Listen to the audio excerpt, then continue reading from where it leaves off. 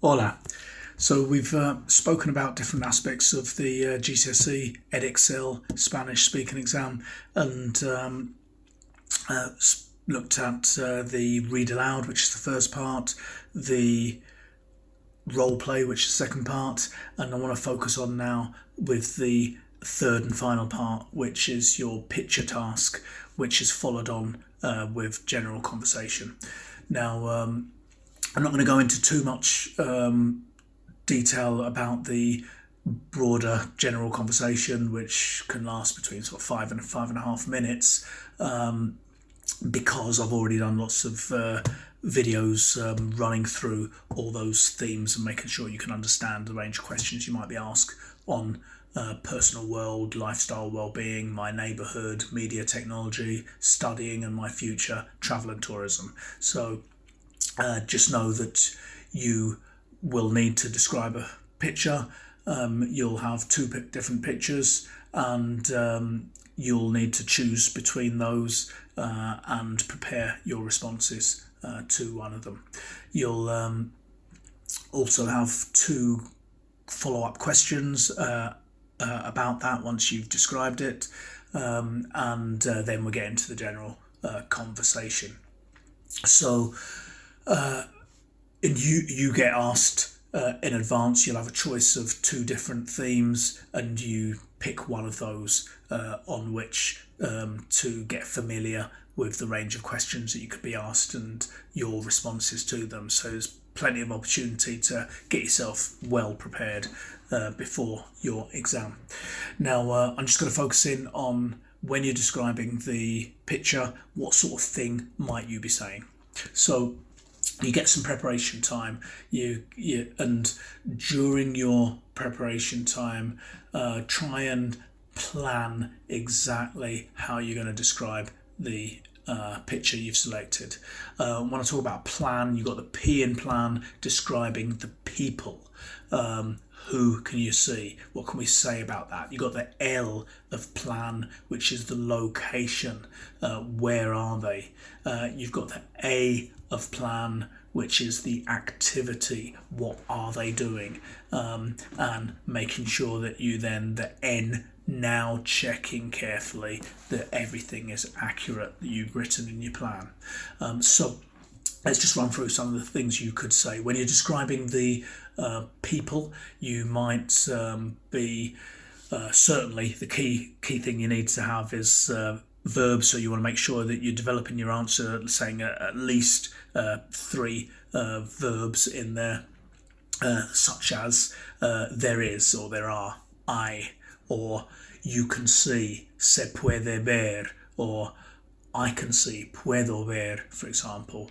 You might go into specific detail about whereabouts things are in the photo. For example, you might say en la foto, in the photo, or in the center, en el centro, in the background, al fondo, on the left, a la izquierda, on the right, a la derecha. So you can use those sorts of phrases.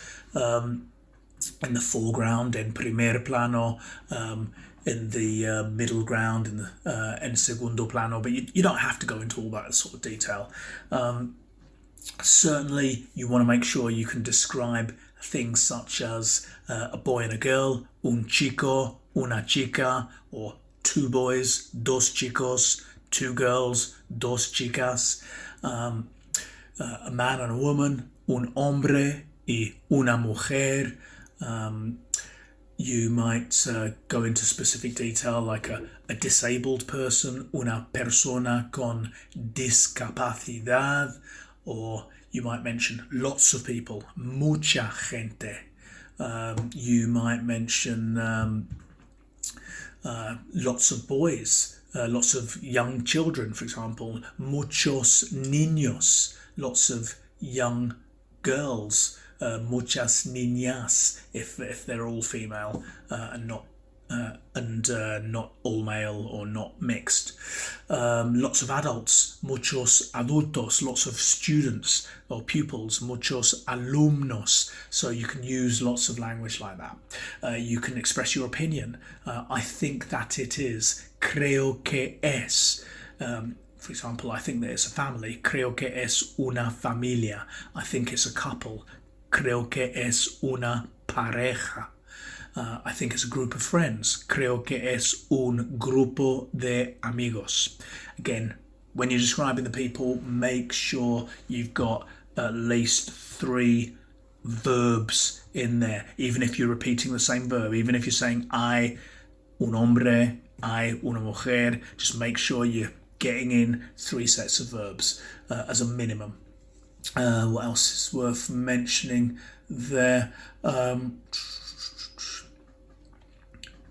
Yeah, you could, and as well as saying what there is, you can actually describe those people. So, for example, the man is tall, el hombre es alto, and he has long hair. Y tiene el pelo largo, for example.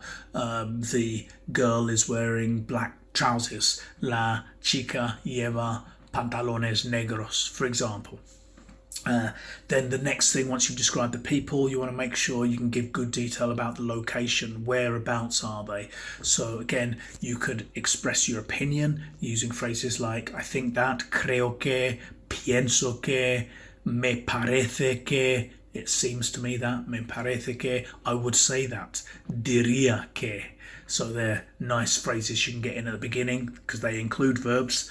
And then you might say, for example, it is at home, or he is at home, they are at home. Está or están en casa, or in class, en clase, at school, en el instituto, in the countryside, en el campo, in the park, en el parque, at work, en el trabajo, in the street, en la calle, in the city, en la ciudad, on the beach, en la playa, in a wood, en un bosque, or in a shopping centre, en un centro comercial, in an office, en una oficina, in a square, en una plaza, in a shop, en una tienda.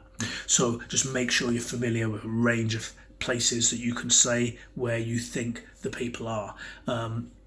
And you might say, for example, están al aire libre, they're in the fresh air. Están al aire libre, they're on holiday. Están de vacaciones. Remember, you want to express, it's easy to just say one sentence with this, but you want to try and get 3 verbs in. So maybe adding detail, you might say, for example, I think they're at school, I think they're in a classroom, for example.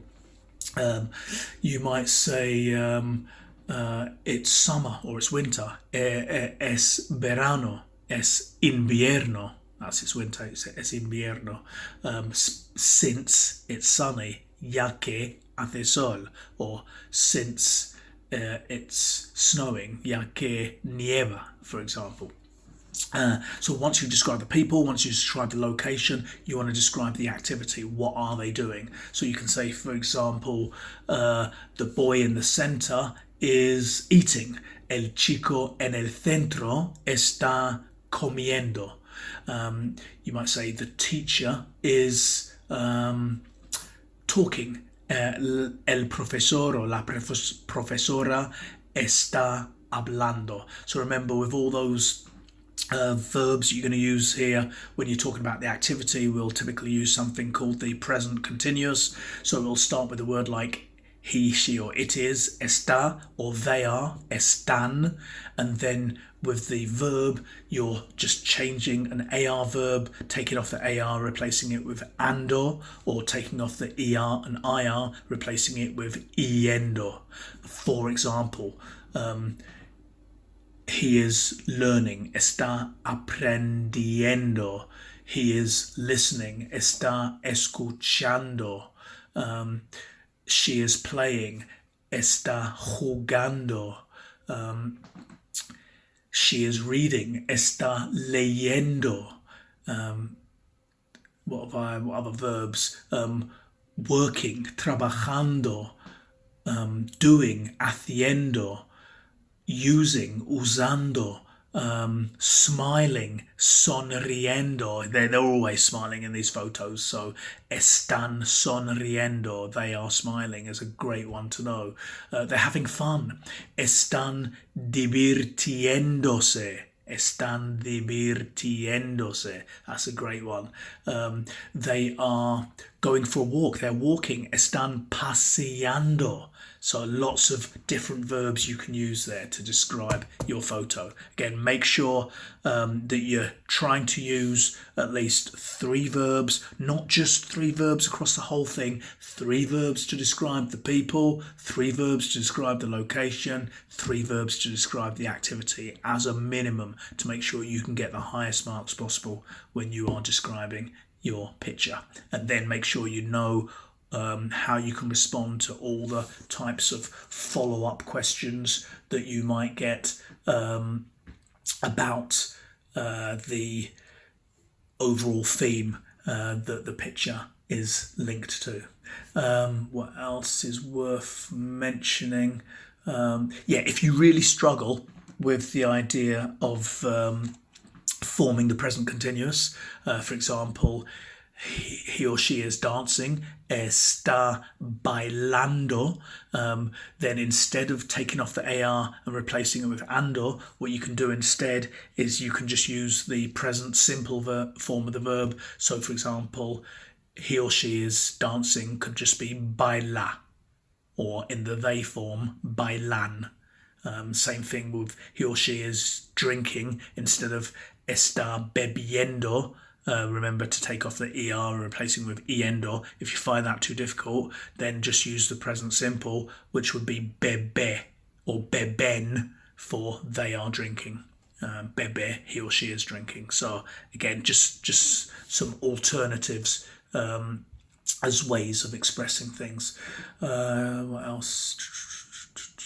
Just make sure what you say is accurate. If you find there's something you want to say and you're not sure how to say it, don't say it. Just stick to saying something that you think is accurate Spanish, so that what you say is picking up marks. Because a lot of you're getting marks for saying things accurately. A lot of the marks you're getting are for accurate use of Spanish. So don't try and complicate things if you don't know how to say it. Obviously, if you do know how to say some complicated stuff, then great, you'll get extra marks for that. But if you're not sure how to say it, then just stick with what you do know. But of course, do try, if you can, to use a wide range of vocabulary and grammar if you're able to do so. What else do I need to mention? And just, I know I've mentioned this in the roleplay video, but make sure that you know how to ask questions as well.